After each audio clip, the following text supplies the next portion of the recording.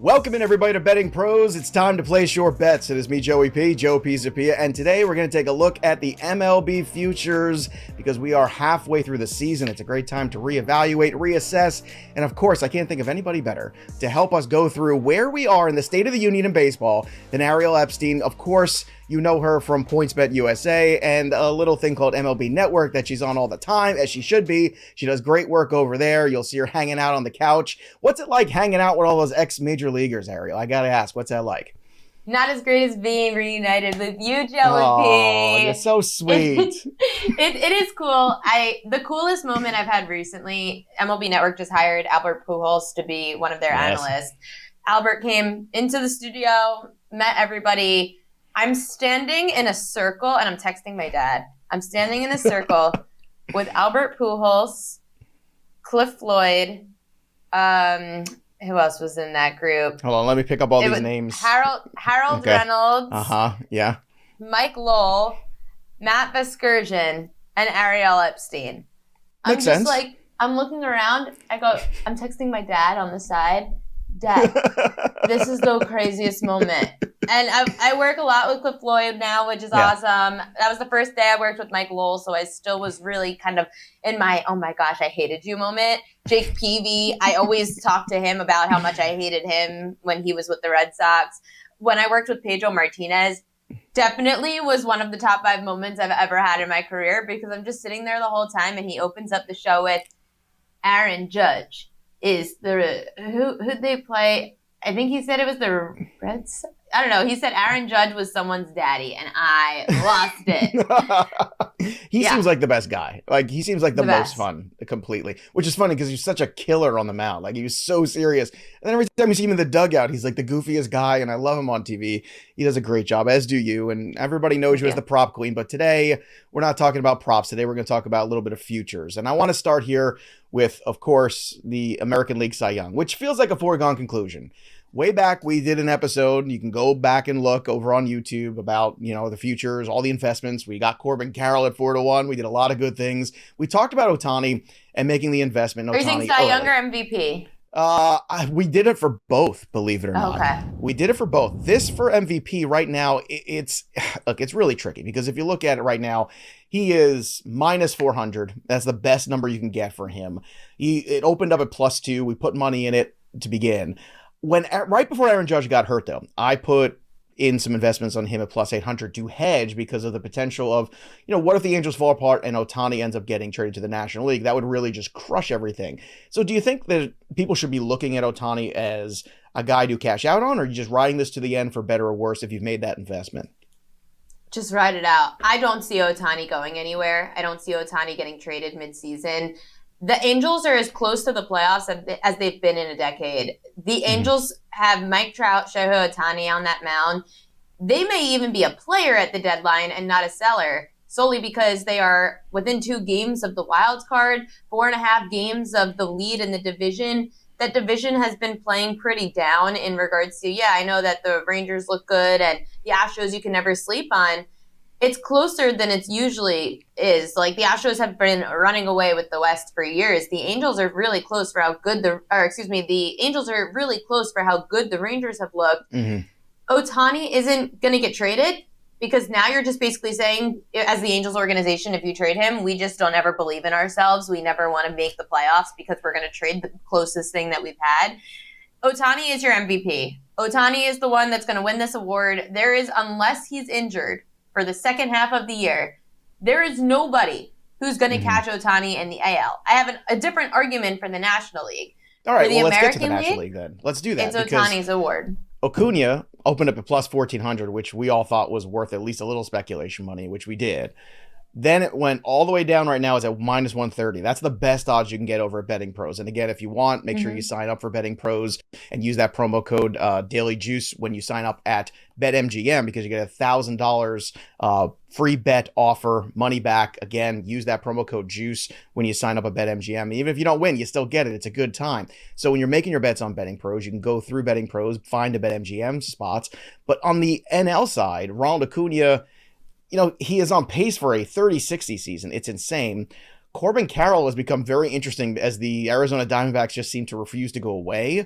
He's on a fascinating, 15-40 kind of, 30-40 kind of pace too, potentially.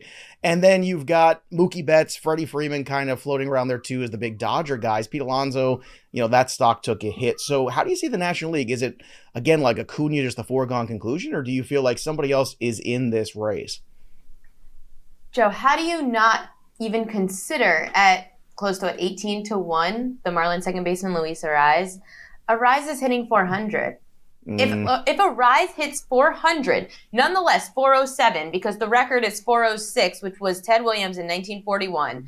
Ted Williams didn't even win MVP that year because the Yankees won the World Series, so it went to Joe DiMaggio.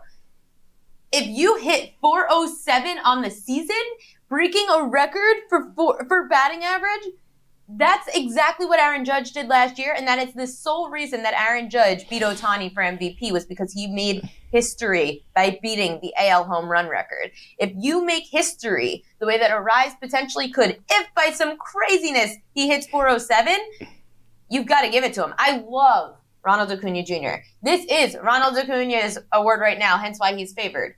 Stolen bases, batting average, second best batting average in the league, most stolen bases in the league. Awesome. It's amazing. If Ariz doesn't hit 400 through the season or 407, then sure, it goes to Acuna. I just see so much value on Ariz. He has proven that he can hit 5 for 5 on any given night, doing it tied for the 5th most times already. And by the time that we hit June, second, I think the last one to do this was Altuve back in 2017. He was hitting above 400 in June. But the fact that Ariz is not in this conversation is a big slight to him. He should be there. And again, like I said, Ohtani is doing something amazing in the AL. He's doing stuff we've never seen before in regards to being top 3, or even top 5 in strikeouts and in on what I think it's OPS that he is in hitting. Home runs, obviously. He's leading the league in home runs, and he is top 5 in strikeouts. The last one to do that, top 5 in both categories, home runs and strikeouts, was Babe Ruth. Now we're talking about Ted Williams, comparing him to Luis Ariz. Those are those contrasts that you say, you got to be up for at least inside the top 3 of the conversation. Well, the difference, though, is Ted Williams is also hitting 35, 40 bombs. And I think that's the problem where the media will look at that. Now, the Marlins are proving they can hang, which I think has been fun, unexpected, all of that. But at the same time, I think, is it an empty 400 at the end of the day? Like, I get it. Like, it's a fun record. He's barely it's striking historic. out. I think he has more doubles than strikeouts Ariz. Yes, but the other thing about Aaron Judge is not only was he breaking a record, he was breaking a Yankee record, and he is a Yankee, and it's a media award, and the media in New York City is so much more prevalent. Like, don't you think at the end of the day that had so much more to do with it than anything else? Is like that combination of all those things. Where Ariz is hitting 400, that's a great story, that's fun, it's historic. But is it empty because of the lack of power and maybe the lack of prestige that you have with the Marlins compared to the Yankees? I know you're a Yankee fan. It's a loaded question, but I'm going to ask it anyway. I just think that people don't expect Ariz to hit 407 by October. I just don't. I think it's not getting talked about because no one expects it to actually be done. Whereas with Aaron Judge, he was on such a pace early in the year. By the time that we were at the All-Star break, the Yankees were on that crazy tear where they were winning like 20 games. The Yankees were being talked about. Aaron Judge was a huge part of that. Now that Aaron Judge is gone, it does show you how much value Aaron Judge brings to the Yankees, who since he left is now hitting below 200, one of the worst in baseball in that span. Whereas Luis Ariz, you can make the argument that, well, the Marlins aren't number 1 in the division, blah, blah, blah. But I don't know. Yes, there is a prestige. I don't believe Derek Jeter would have been Derek Jeter without being a Yankee. The same way I think Aaron Judge knew he had to stay in New York with the Yankees because if he left, it would have tarnished his reputation. If he became a Giant, being a Yankee is way more prominent. I get that. Ohtani's on the Angels. Who cares about the Angels? Yet we're talking about the Angels and Ohtani every day because he gives us nothing else to do but talk about himself. It's true. The most selfless man so in baseball, and all we have to do is talk about him because how can you not? Every night he's doing something insane. And he's starting tonight, Ohtani. Ariz, we're going to have to talk about it if he's hitting 400 in August. If Agreed. He drops if the down Marlins, and if the Marlins hang, they've got to hang. And So with the way the Mets and you Phillies need are playing, MVP. You need MVP to be a team winning award. I don't need it, but when Ronald Acuna and the Braves are running away with the East, and Ronald Acuna is on a pace for a 30-60 season, and he's hitting for a high batting average too. It's not hitting 240. Yeah, no, second highest batting average in the league. Yeah, that to me is when you start to go, it's just tough for Arise to get it. But I like it. I think Arise is an interesting guy that there will be more talk about it if he starts to flirt with that number when we go past the All-Star break. I think George Brett was the last guy I remember. I think he hit like 390 at one point. He was like at September 1st or something to that effect. So he was pretty close. He was right around there back in the day. It was 80 or 81, but I'm old. Let's talk about National League Cy Young here for a second. Zach Gallen right now, plus 200. He opened at plus 14. He was one of our favorite guys. His splits are interesting, though. Much better at home than on the road this year. If you look at some of the other National League guys, Spencer Strider, who another big opening, plus 1,500. This one we loved. He's the strikeout king. Good bounce back start yesterday after a rough month. He's had some bad starts for Spencer Strider standards. And then, of course, you can look at the Webbs and the Wheelers and some other guys in the National League. And there's also a guy named Kershaw, who I keep pointing out, who is now 6-1, where I feel like, just like Verlander, there's the narrative that you can build of, wow, Clayton Kershaw hasn't had 30 starts in a while. If he can hit that number and the Dodgers end up winning this division or at least getting up into that tier again, that people almost want to give him this award because the other guys are still relatively new to the voting public. How do you feel about National League Cy Young? Kershaw's a name that stood out to me. I had to do this for my other show earlier. Which one? We've only got like 7. I mean, it's a lot of shows. Am I allowed to mention a sports book on here or You can mention whatever you want. Oh, okay, I didn't know if We're we friends had certain here. odds that we It's have fine. to comply by. No, for PointsBet and NBC, we're doing a hit discussing all the futures also. They brought up Cy Young. I hate giving out favorites. There's no point to giving out a favorite at the moment because first off, these awards are so fluky. Injuries can hurt you in any given day. You're going to lay minus 140 on Ronald Acuna to win MVP and win $100 for it, whereas you could bet a minus 140 tonight on a money line and get that same win. You have to bet more money on that. If I'm waiting in the futures market, I want it to be a nice payout. You could have gotten any of these players for longer than 10-1 odds 3 months ago. Mm-hmm. I'm not going to take a number that's so bad that you're laying juice on it. That's why I've got to look to someone who's getting me okay value at least. I need it to be longer than 5-1. Clayton Kershaw, I saw him at 6-1, and yeah, you had that same number too. Kershaw stood out because, especially after last night, and this isn't just recency bias, Kershaw's ERA is lower than Gallen, and he has more strikeouts than Gallen. Kershaw is at a point now where in the last few years, he has felt like the man getting pushed out. Kershaw, in a sense, there was a Walker Buehler, there are all these young pitchers in the Dodgers organization that were getting more attention than him because they were young and they were flashy, and Kershaw's very hot and cold. You don't know what you're going to get from him. He's older. He can't even make an opening day start because every year he ends up on the IL. This is the year that Kershaw is going to feel needed. All those injuries to that rotation, now you're the veteran, future Hall of Famer, that you're getting these young pitchers like a Bobby Miller coming up from the Dodgers AAA organization who are looking really good, but you have to be that mentor to all of these young pitchers now because you want to win a World Series. 6-1 for a pitcher that is up there right now in strikeouts and ERA, a sub-3 ERA, and 100 strikeouts.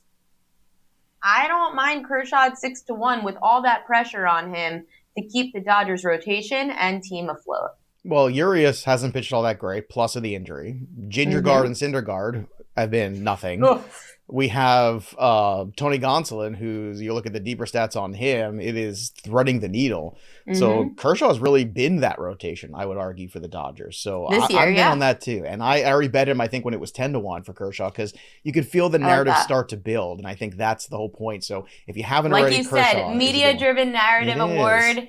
If you get Kershaw to have a 2.7 ERA with top 2 in strikeouts in baseball by September 30th, and your team is still winning its division because after you guys were down and out, you're in third place of the division behind the Diamondbacks, and then the Giants are making a comeback, and the Padres are tough. Listen, I've said it, and I know we're going to talk some divisions, but I said it has been a little fishy.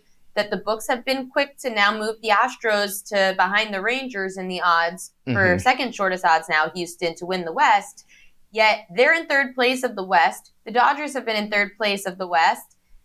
They still have the Dodgers at close to minus 200 to win the division. Yep, they have not faltered from the Dodgers. They flipped the Astros. That should tell you something. Yeah, it definitely does. And I think that it's the same concept of last year when we were all over Justin Verlander at 25-1. That's when we invested him in Cy Young because the narrative was set there. And then every time it went down and down, and we kept doubling and adding on to that. And then at one point, McClanahan went past him. And then 2 weeks later, McClanahan vanished, and that was it. And it was Verlander's award. It's starting to feel like Kershaw could be that guy, too. Yeah. Also, Ariel is the prop queen. So if you don't already follow her on Twitter, you should, because she's always got amazing props at Ariel Epstein. And if you need some help, or, maybe you missed what Ariel was talking about on the many networks, make sure you hit up bettingpros.com, because we also have that prop bet cheat sheet. So every day for baseball or any sport you're talking about, you go there. It's not only going to give you the best prop lines against our projections here at Fantasy Pros, but it's also going to give you the best place to bet them. That's the advantage of having Betting Pros. So if you haven't already, check out the prop bet cheat sheet. We use it every day on the MLB show, where Welsh and I are talking about props every single day. We're talking about all sorts of things in the betting world and DFS world, and of course fantasy baseball as well. Let's talk a little Rookie of the Year.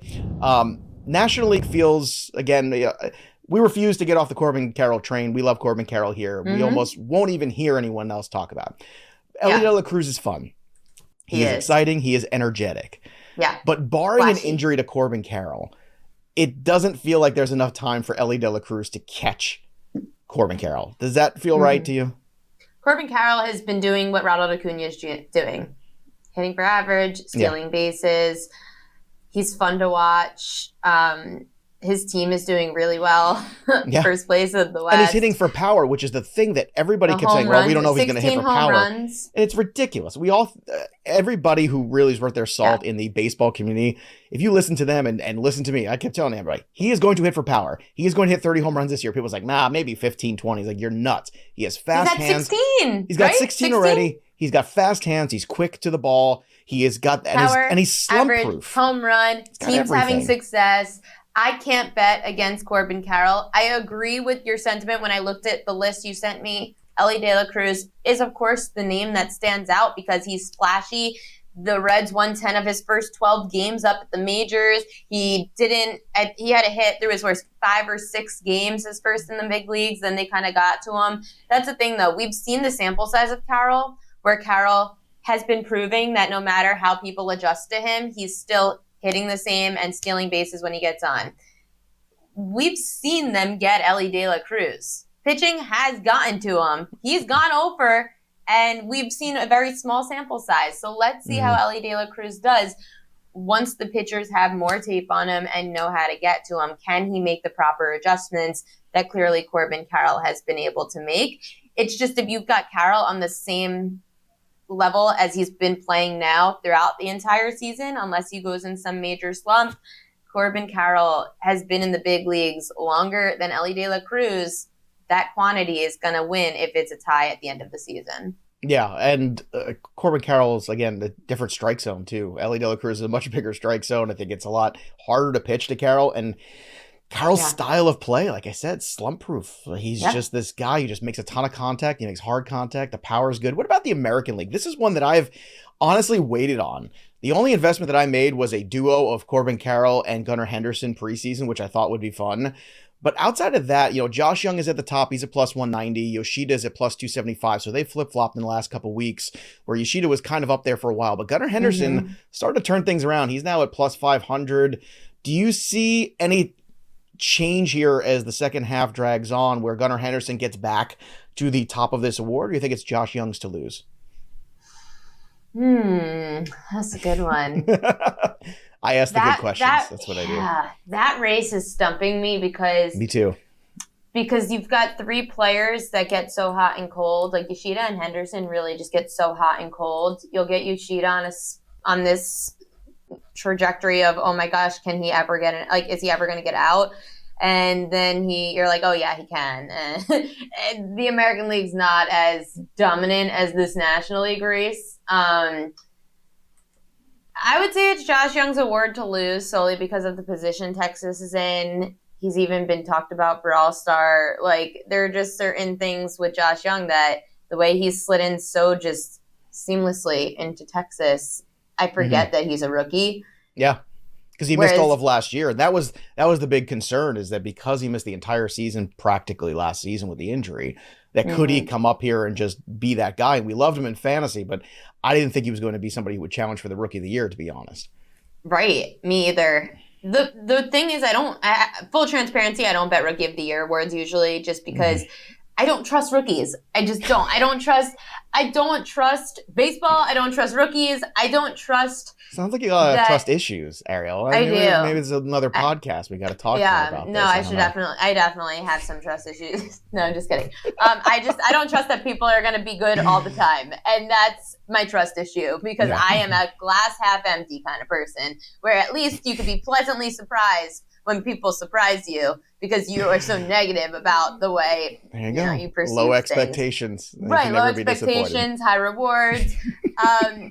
I just don't like betting on Rookie of the Year, and I always feel in every sport, Rookie of the Year ends up being such a, like, eventually someone just takes it and like runs with it, and like Corbin Carroll, for example. Well, this is usually that time, and it's funny because Corbin Carroll's that first guy in a couple years.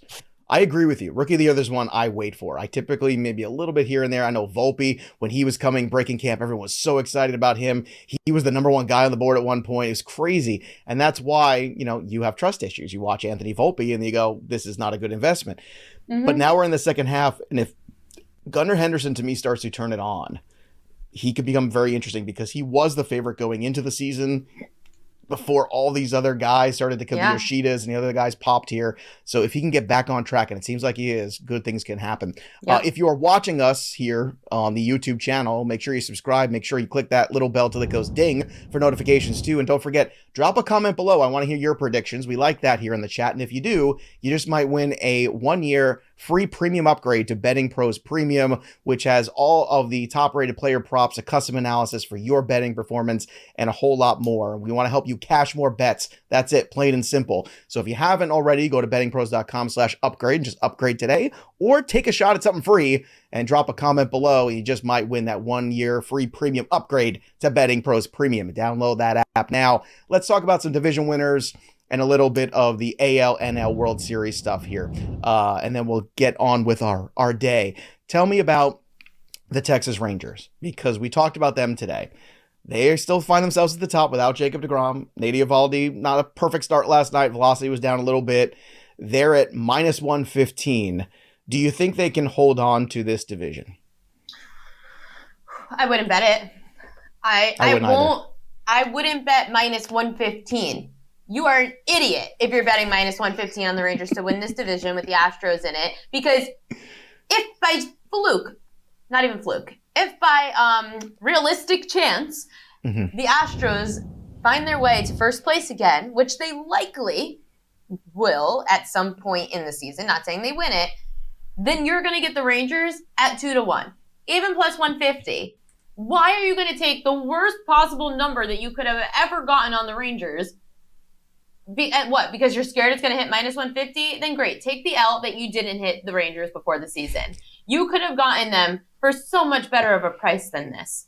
Don't ever take division winner at a worse price unless you are 100% certain, because the entire Astros are like suspended again on the season, that you think that the Texas Rangers are winning this. No.